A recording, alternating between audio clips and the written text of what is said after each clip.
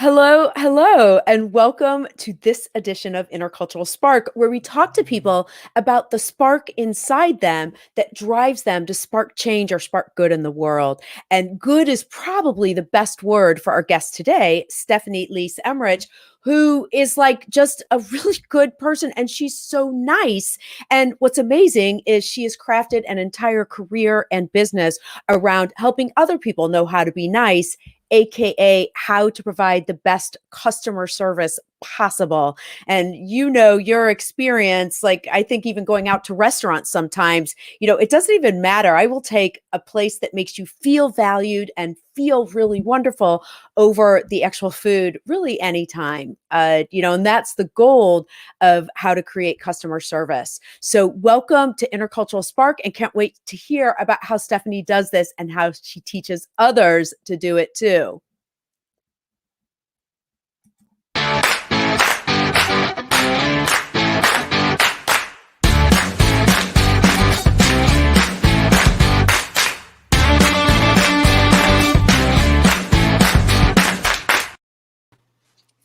Okay. And speaking of being so nice, like Stephanie, of course, you already have a fan club. You already have Assad is here, and also Mayor's here as well. So thank you. And for people tuning in live, we would love for you to say hello, because that's how we know that you're here.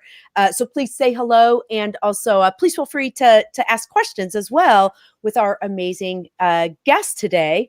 So I'm going to dive right in. Well, actually, I'm sorry. So speaking of customer service and being polite, hi, Stephanie, how are you? Good morning.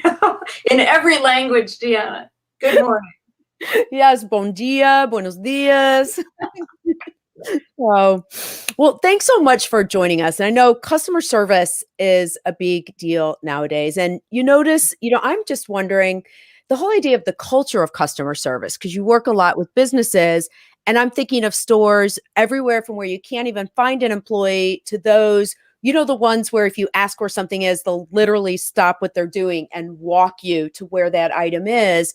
And that's a culture that the company has decided to adopt. So can you kind of orient us to what you mean by the word customer service and how people create a culture around it? Wow, how much time? This is the first question, really quick. I've been a college professor for so long. Is that the hardest question, or are we going to work up to it? Boy, it is the it question. So, as they say, here's the thing, and I try not to use too many cliches in one sentence. The really thing is to hire the people that fit your culture. My best and worst day is when people, friends and colleagues and clients hire for knowledge and for magna cum laude and all of that. And it's all very impressive. But my job is then to come in and fix everybody. What if we were on the ground floor and creating culture that the organization creates inside of themselves? One time we had an opportunity to create a vision statement. We called it a service statement. And once that company heard, it went like wildfire. All these other companies were saying, you wrote their statement? I said, nope, I was just the person in the room with the chalkboard. Mm-hmm. We wrote the statement. And when the we is in the game, it's so much more effective. Then people know what customer service and experiences mean to them. Mm-hmm. And when a company writes a customer service experience, how does that align with, I'm just thinking, sometimes there's a disconnect between the company goals and then what they say is customer service, or they have language that says we're a top star place, but then the frontline people, it doesn't match. So how do you make sure that it matches?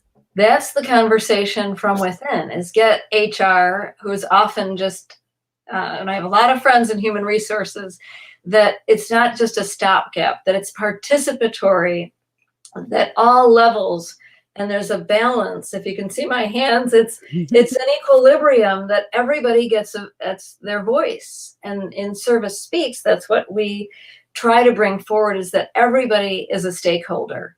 And it's not just this department, that it's seamless and wrapped throughout the marketing. wrapped throughout advertising, promotion, even the commercials, the emotive. I can't wait till the Super Bowl on Sunday. I love football, but I really can't wait till the commercials because I analyze who's giving the message of service or what are they selling.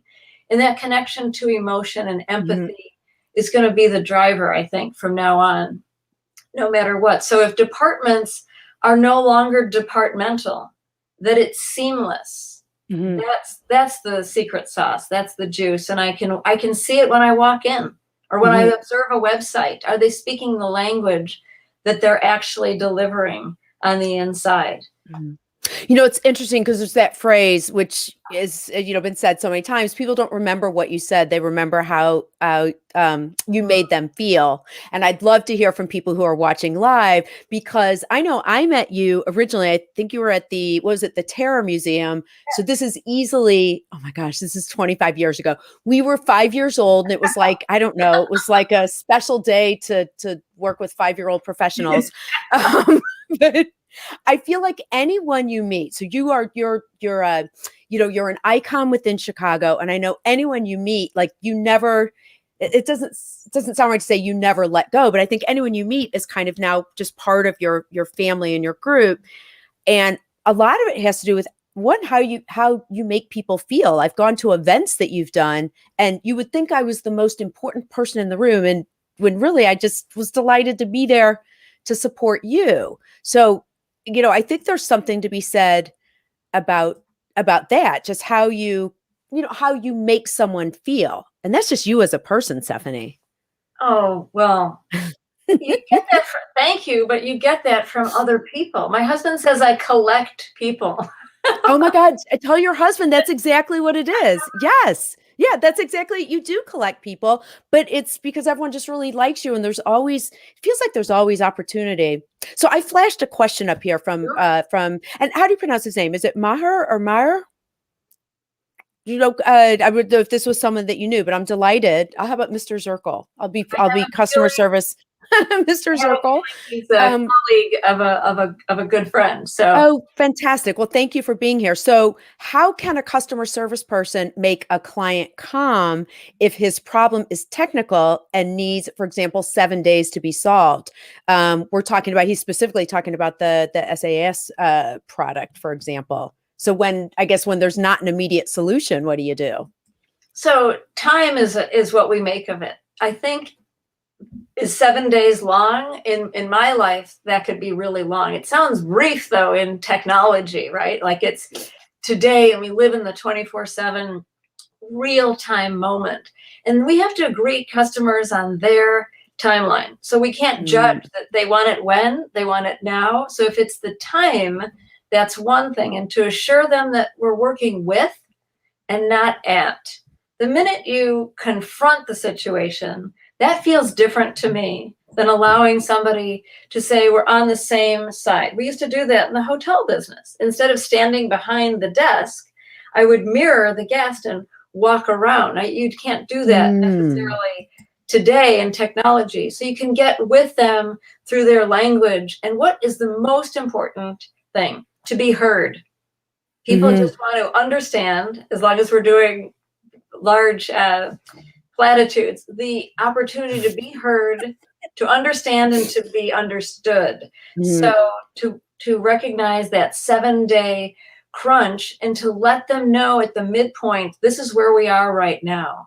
Calming somebody else, there's no chill pill for calming somebody else, but to give them the connection that you are really on their side. It's all about the speed of trust. If you invest on the way in and you nurture them and not all of a sudden become best friends in the moment of panic, but you've really taken the time to get to know them. And so it makes the difference if it's someone, let's say, that's a longtime client. I mean, I've seen in action, I'll just say it was my friend, not me, who got like overly excited when something didn't work. And that has even caught me off guard. So, or for my friend. So if they're like all excited because something didn't work and it's getting in the way of them, really completing important work.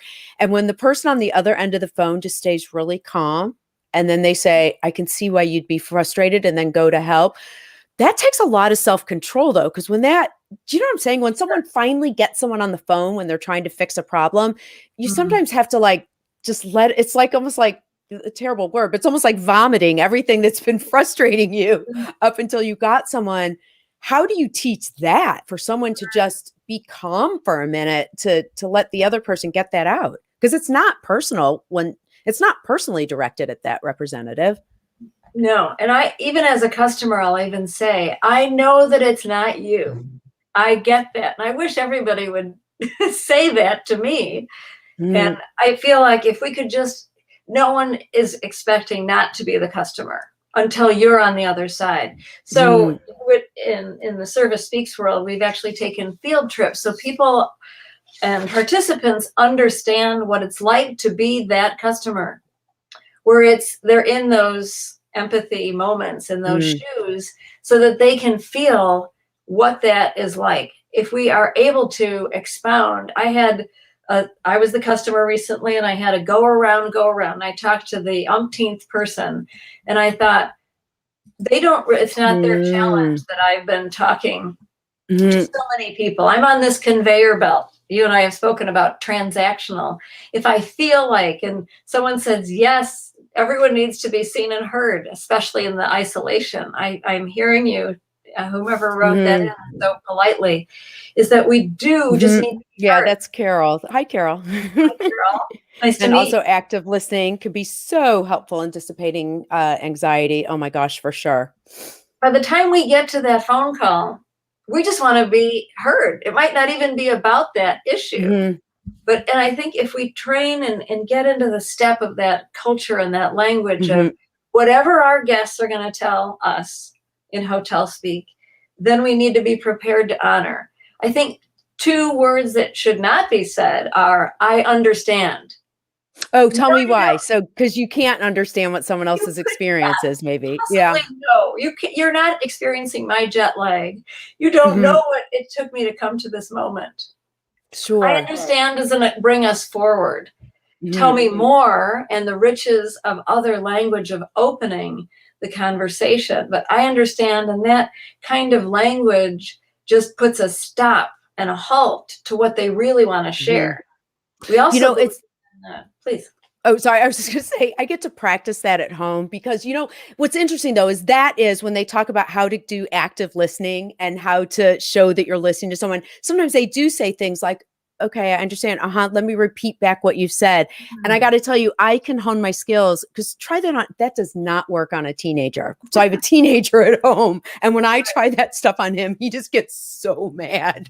So what is it? So mirroring what he just said, it's one and done. I think it might be generational because some people enjoy that reflective. So it's when the server comes and says, so you're having the Cobb salad and you're going to enjoy the glass of wine, and you feel validated, like they have our order. Yay. Now we'll do our thing and we'll be guests and you go go and do what you do. And then you come back together and then it's an experience. And isn't that what we crave, is the experience? It's interesting that you mentioned that because Carol Aloof, who just made a couple comments, what's really interesting when you talk about the experience, and she and I have not met in person. We met both as viewers of a show called The Backpack Show. But I feel like now, because on that show, they really encourage interaction, even between the guests and the people that are watching. So I've now actually made friends with like other people, and it's only because we watched the same show together. And so now she's here, and how exciting is that? So merci beaucoup. She speaks French too. So, tout le monde, all over the world, right here for you. Yeah. So please, if you are watching live, please do say hi. And I don't know if you saw that Stephanie from San Miguel de Allende. So Bob says hello. Yeah. If you need travel tips, there's no one that writes like Bob. That's lovely. Oh, is that right? Yeah. And so if you are watching live, please feel free to ask questions or say hi so we know that you're here. You mentioned a minute ago how when you were actually in the hotel, and by the way, Stephanie was a Les Clefs d'Or, which is the keys. What is it? The keys of gold in French. It's a very, very prestigious elite concierge organization. And I think these numbers were from 2010, but out of 20,000 hotel concierges, only 560 people had gotten that award. So, oh, look at you going, "Yeah, just saying." Yeah, that's fantastic. But how do you change? So you were talking about how you would come around next to a person so you could really be side by side with them solving their problem. Sure. How, yeah, go ahead. Because I'm just wondering how you do that now that we're in a virtual environment, or would you actually have to be 6 feet apart from people? Well, and going back to Lake Leydor, it's a designation that is shared worldwide, and to all Lake Leydor members, it is extraordinary. I will go and then answer your question. Of course, the tenets and in service through friendship is the baseline mantra, but we will do anything if it's legal and moral. But here's the punchline, Deanna. And kind. They just added "and kind." And Oh, interesting. I wanted to bring that out. So thank you for mentioning that. It's been a while since I've been in the front line as a concierge, but that training and all of that, I dedicate to so many people in that path.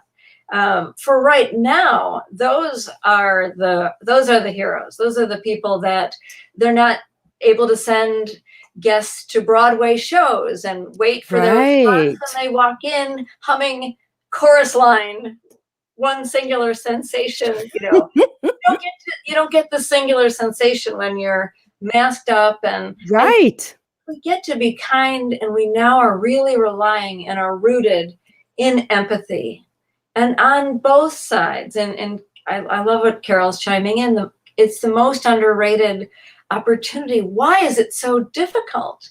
We're on such a fast track, and so in this pandemic, I think there's a big lesson out here. I don't have that answer. I wish I did. But the opportunity to really dial in the isolation moments and I feel sometimes closer to lots of people that I might never had access to as a businesswoman. I'm in Zoom rooms with lots of different higher ups from all different kinds of organizations, and people who live next door to me that we've never even been in each other's living rooms, but they can sure see mine. It's so interesting. Sure. But I think to take what we've learned for today and to be able to amplify that and share it with our teams and the future generations of the employee level, no matter what the level. And humility, I think, is also, it's sort of flattened out the opportunity right now. Humility is a grace, and we don't always get to share that. You don't hire somebody because, they have a lot of grace and skill, but you do hire somebody. 2 resumes in front of me, and one wrote the thank you note. One wrote in purple because they know I love a certain your favorite color. It's so small, all those small things. That make a difference. So, well, I feel like all my questions are double questions today. Sorry, because there's just so many of them because you're so knowledgeable. We talked a little bit because of as customer service moves online, but I know you train people on contemporary business etiquette. So how have you seen business etiquette change over time? Oh gosh, it used to be so formal. It used to be silver tray, white glove, and here we are. It used to be separate. It used to not be as personal. I love millennials. I've been a college teacher for so long, and I am so inspired by even the next generation now that they're not going to hold back or refrain from sharing with us how they feel. And they're giving us the clues, using our intuition and deciding that they are going to tell us what we need to know about them. It used to be more formal at Wave, in the Wayback Machine. We used to have, when a guest presented his business card, that would be proof enough that they could pay their bill. So now we have all these mechanisms for transactions, and we can follow people. We can know who they are before they arrive. What if we were able to use that in advance to their benefit, and certainly appropriate and all protocols being taken, but just pausing for a moment and understanding who they are as a person. It's subjective and it's experiential about what they're going to participate. If I walk into Ace Hardware and all I want is a wrench, do you know how many wrenches there are? it's mind blowing, but that person knows so much more than me. And if I come ready made as a customer and as a service provider, I think engaging in that dialogue, and I don't think we get to spend as much time observing. And I think the .com and the e-commerce, they've taken time to observe. They know our buying patterns. If I get one more ad about eyeglasses, I can tell you anything about non-reflective glasses at this point. It's interesting because I was going to ask about how social stuff works, because it used to be people would only, it looks like there we go. It looks like my mic was getting a little echo, but we're back on track. It used to be you would sometimes only hear from people if they had a negative experience.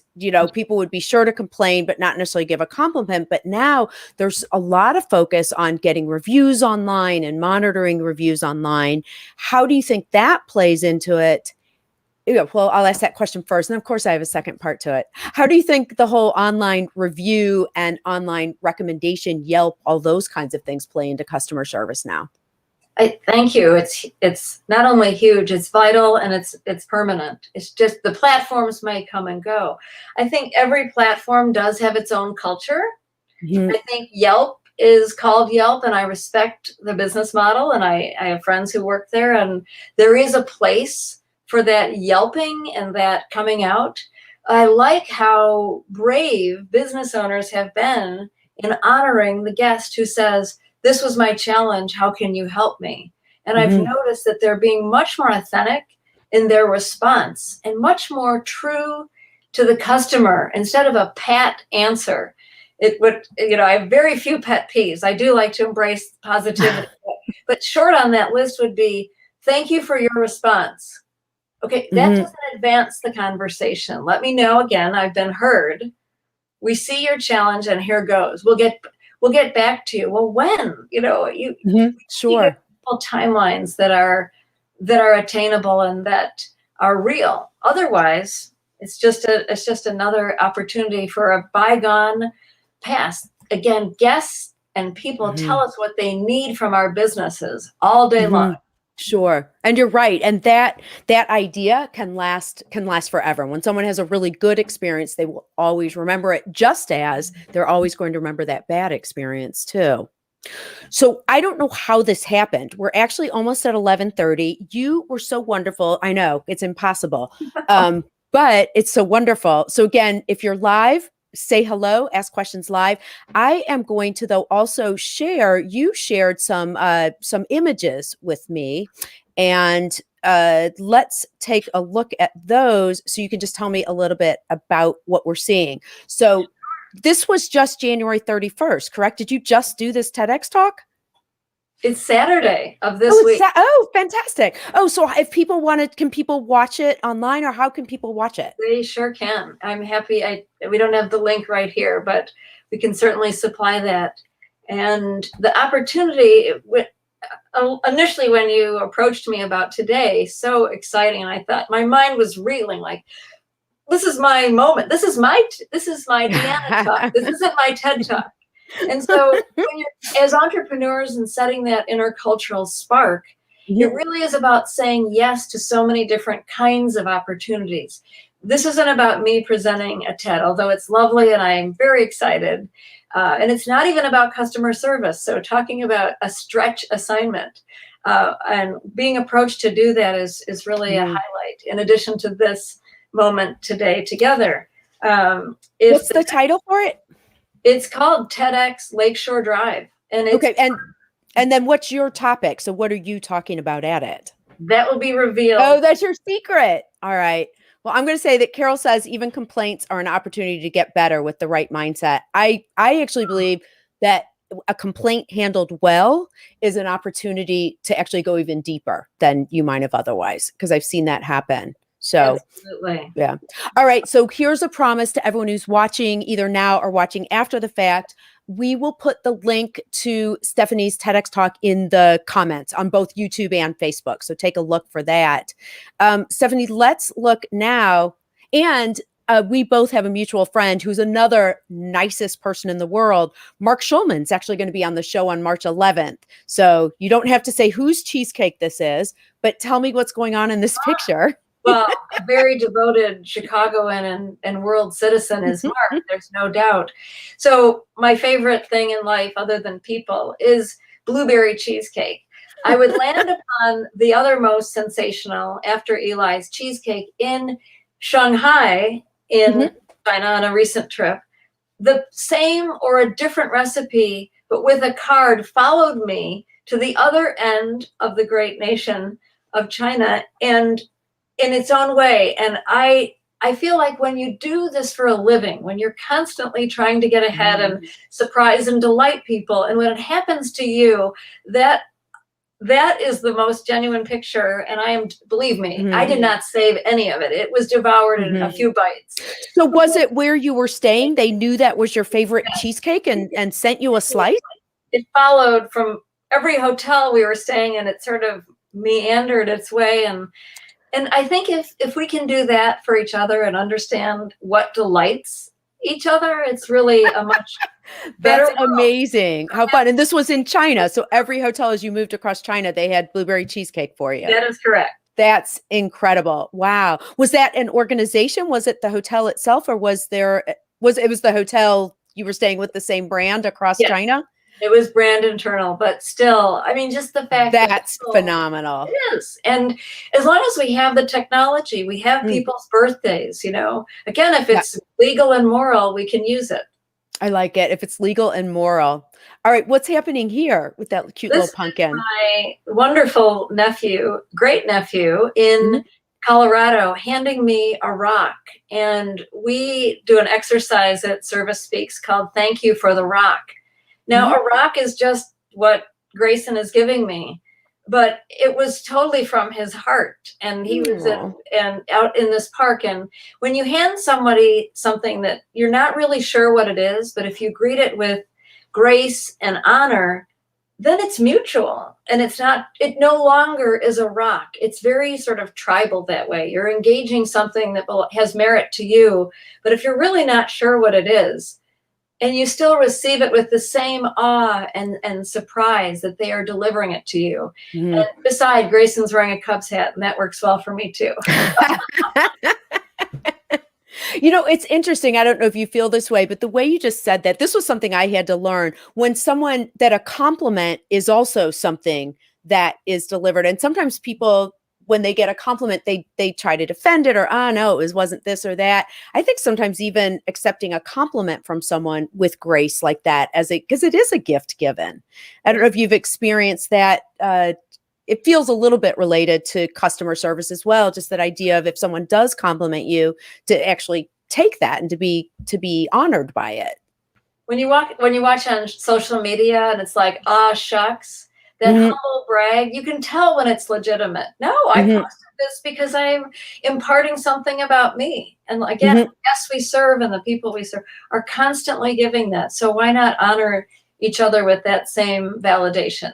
And this little dog is in my life, and the background says, "You are awesome." And that unconditional love, whatever it is, whether it's a plant or your new iPhone case or whatever is giving you the juju, just go with it and run with it. And that, when I reflect upon this photograph a lot, this dog has no idea she's walking across a heart, but that is all she is doing, all love right there all day long.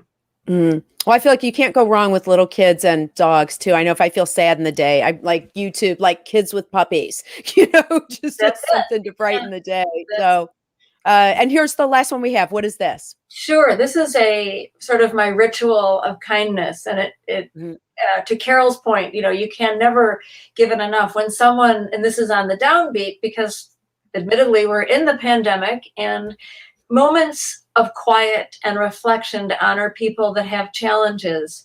You can't wear the armor with them, but you can do something small. And when on Facebook or anywhere, and I say, I'm going to light a candle for you, I just wanted to show and express whatever that is. It feels really good to light that candle and to make it momentous Mhm. and apparent that I really am rooting for other people. I That's love all. that idea of a ritual of kindness too. How wonderful. And Mars says, LOL. I think that was probably about the puppies and the children. Like that you can never Yeah, go wrong, maybe. So, love it. well, so this show, again, it's about that spark inside us. I really believe firmly, it's not just the millionaires and the movie stars, that everyone has a spark that drives them to, live fulfilling lives, to help others, and really to bring something to the world, which you're doing through Service Speaks. But what do you see as the spark that drives all that you do? Gosh, just so motivated by positivity.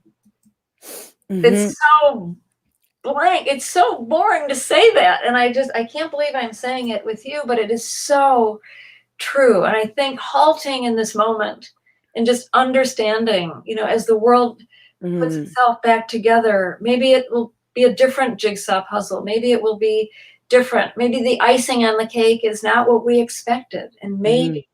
maybe that's the gift. But did you say you said I'm so emboldened by positivity. Is that what you said? Okay, No, that but is you said not. it much better than Do you me. like that? I Okay, like that's a tweet. If anyone's watching on Twitter, tweet that, being emboldened by positivity. that. That is not boring. That is actually so powerful and what will actually just bring so much happiness to the world. And Carol agrees. Love this. Thank you so much. So inspiring.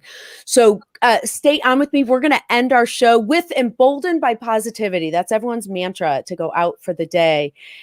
Thank you so much. Thank you so much to everyone who joined. I knew there would be a fan club for you because I know there's a fan club for you in the world. For those that are watching live, I appreciate if you like Intercultural Talk on Facebook or subscribe to Intercultural Talks on YouTube. We have shows every week with people talking about that spark that drives them. So thank you so much to everyone for joining. And I promise we'll put the TEDx link in the in the chat. Or okay. So thanks.